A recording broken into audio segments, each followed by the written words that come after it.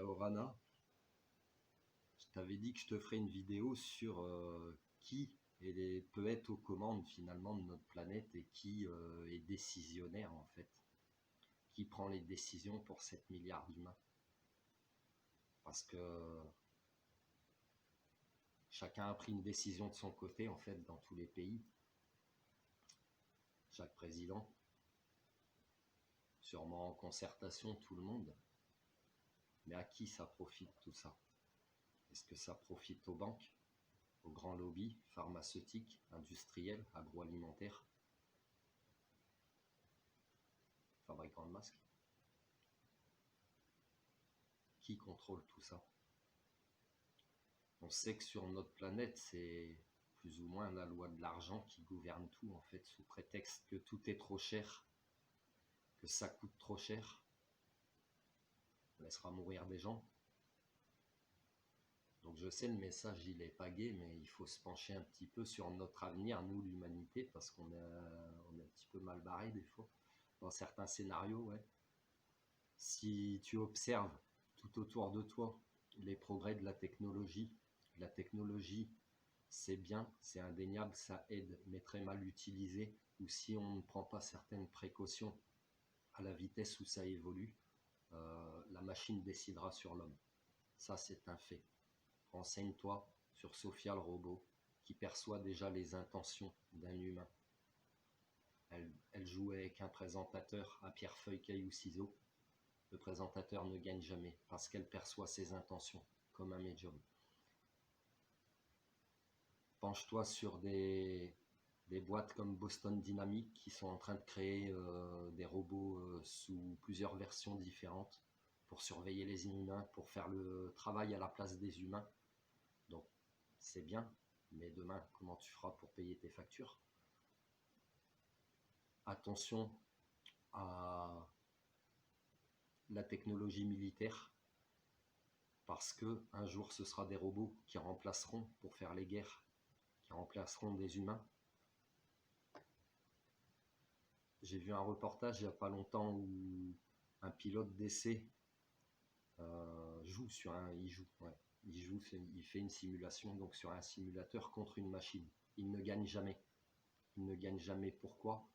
Parce que la machine calcule beaucoup plus vite que lui toutes les possibilités. Donc qu'est-ce que ça veut dire? Ça veut dire que face à une machine, tu seras impuissant en fait. Tu seras impuissant, elle sera supérieure à toi, du moins c'est ce qu'on nous fait penser. Les algorithmes sont des programmes informatiques qui te mettent en lien avec beaucoup de choses, qui font ce genre de calcul aussi pour que la machine puisse avoir le dessus et toujours plusieurs coups d'avance. Donc attention, parce que Google a des programmes qui communiquent déjà les uns les autres, qui s'inventent des langues pour se comprendre. Tout ça, c'est pas du fake, tout ça tu peux le vérifier sur internet, c'est réel, et si tu mets toutes ces infos en lien, tu obtiens des scénarios qui s'approchent de Terminator, si tu veux, c'est-à-dire où la machine va prendre le contrôle sur l'humain. Il faut prendre conscience que c'est quasiment le cas, puisqu'on est tous branchés, connectés, accros, plus ou moins à nos smartphones, à nos tablettes, à Internet, etc., etc. Parce qu'il y a un effet d'addiction, parce qu'on l'utilise beaucoup pour communiquer, et on en oublie le vrai contact humain. Et toutes ces machines, un jour, elles prendront des décisions. Observe sur ton ordinateur, des fois c'est ton ordinateur qui va te demander, donc la machine te demande à toi l'humain de te justifier que tu n'es pas un robot. Est-ce que tu trouves ça normal? Ton compte bancaire, c'est ni plus ni moins des chiffres sur un écran, c'est ça qui va régir ton état émotionnel. Si tu es dans le moins, tu vas être pas bien. Si tu es dans le bon, tu vas être très bien. Tu vas te sentir bien. Pourtant, ce n'est pas ça qui fait la valeur de ta personne, la valeur de qui tu es, la valeur de ton cœur.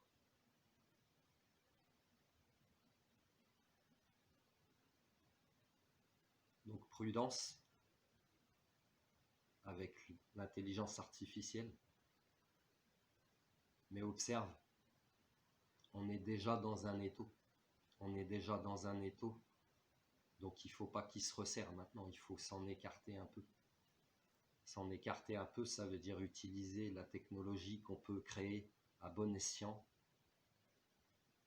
pour faire des belles choses, pas pour détruire, pas pour polluer, pas pour abrutir une population ou la divertir, mais pour apprendre, pour comprendre, continuer de grandir, enlever ces travaux pénibles que nous on fait pour pouvoir nous révéler à nos pleins potentiels. Parce que comme je t'ai dit dans une autre vidéo, tu n'es pas fait pour travailler 40 ans comme un esclave dans une usine.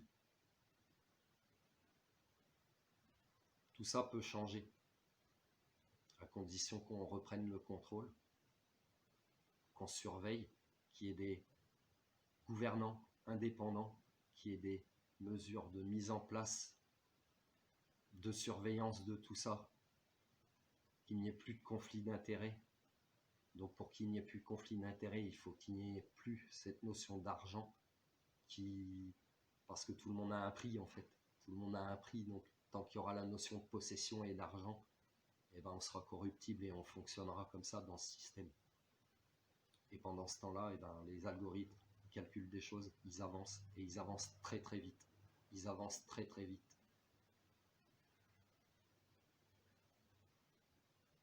La 5G est en train d'être mise en place autour de la planète avec des satellites. Il y a des gens qui manifestaient, qui détruisaient les antennes, ils ont trouvé une autre parade, tu vois. Donc tout ça se passe un peu partout. Dans les vaccins, on va potentiellement, ou en faisant disparaître l'argent liquide, on va t'injecter des puces dans ton corps. Donc on va t'injecter de la technologie dans ton corps. Pose-toi des questions sur l'impact sur ta santé à court, moyen, long terme.